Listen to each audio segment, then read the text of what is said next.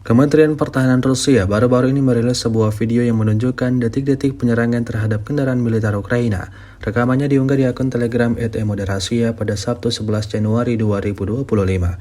Dalam rekaman tersebut dapat dilihat bagaimana awak drone FPV dari kelompok pasukan Sever menabrak kendaraan tempur infanteri Bradley Angkatan Bersenjata Ukraina di perbatasan wilayah Kursk.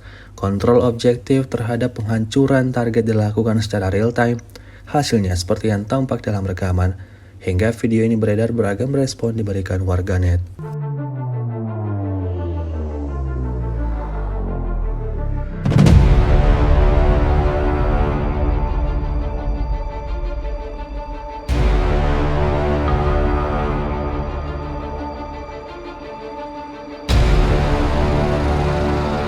Download Tribun X sekarang, menghadirkan lokal menjadi Indonesia.